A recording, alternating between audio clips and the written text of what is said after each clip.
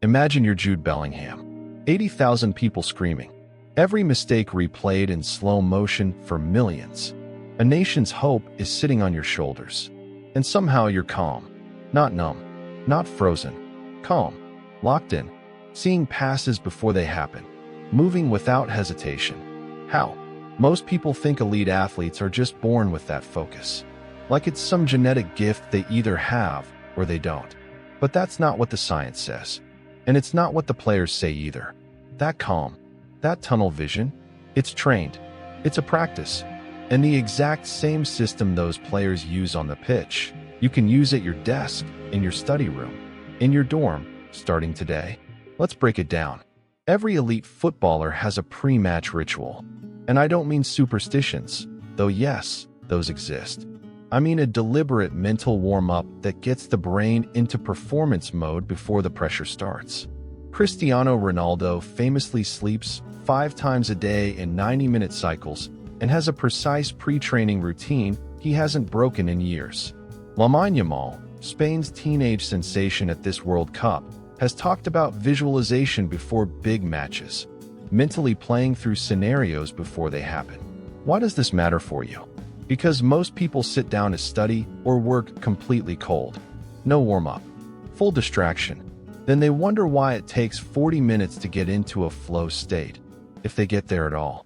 Your version of the pre-match ritual is simple. Before every deep work session, do the same 3 things in the same order. It can be as simple as, make your drink, put your headphones on, write 1 sentence about what you're going to accomplish. 3 things. Same order. Every time. You're not doing these things because they're magical. You're doing them because your brain learns. These actions mean it's time to perform. After a few weeks, just picking up your headphones will shift your mental state. That's a ritual. That's free. And it's exactly what elite athletes use before they step onto the biggest stage in the world. Watch a top midfielder in the middle of a match sometimes. There's chaos everywhere. Players are screaming for the ball. Opposition pressing hard. Crowd going insane. And yet, they see the whole pitch. They're not reactive. They're operating from a completely different mental plane. That's called a performance state. Psychologists call it flow. Athletes call it being in the zone. And here's the thing about it that nobody tells you. Flow doesn't come from trying harder. It comes from narrowing your inputs. When you sit down to work and your phone is face up on the desk, your notifications are on, your group chat is buzzing. Your brain is trying to track too many things at once. That's the opposite of tunnel vision. That's radar mode. And in radar mode, you can't go deep. Elite players don't hear 80,000 fans individually. Their brain has learned to filter, to narrow, to focus on what's in their zone of control. Your version of this is environmental design. Before a deep work session, physically remove everything that isn't your task. Not mute it, remove it. Phone in another room. Tabs closed. 1 window open. 1 goal written down. Narrow your inputs. Your brain will do the rest. Here's the one that surprises people the most.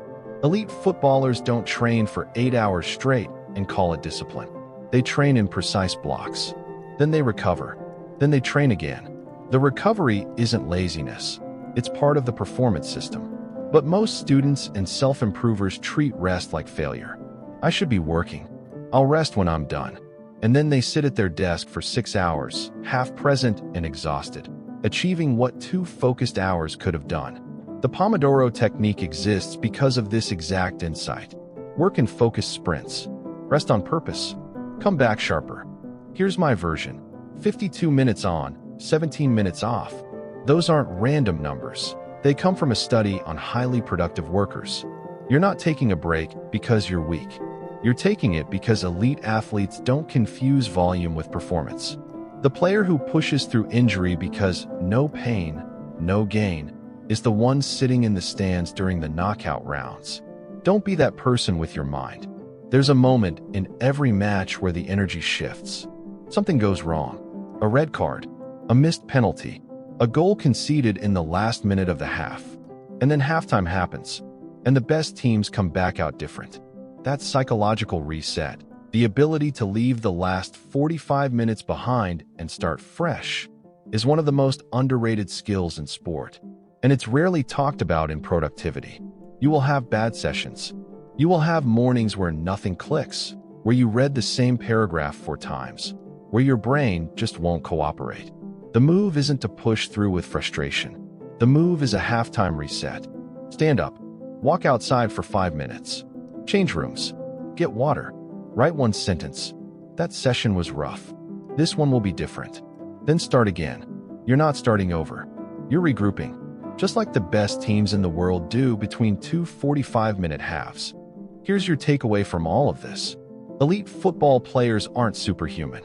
They've just built systems for their mind the same way they've built systems for their body. Pre-match rituals to get into the state. Tunnel vision through environmental design. Intentional recovery instead of grinding through exhaustion. And the halftime reset when things go sideways. Every single one of those tools is available to you. Right now, today. You don't have to be the next Bellingham on the pitch, but you can think like him at your desk. If this changed how you see focus, share it with someone who needs to hear it. Subscribe if you want more of this, because there's a lot more where this came from. I'll see you in the next one.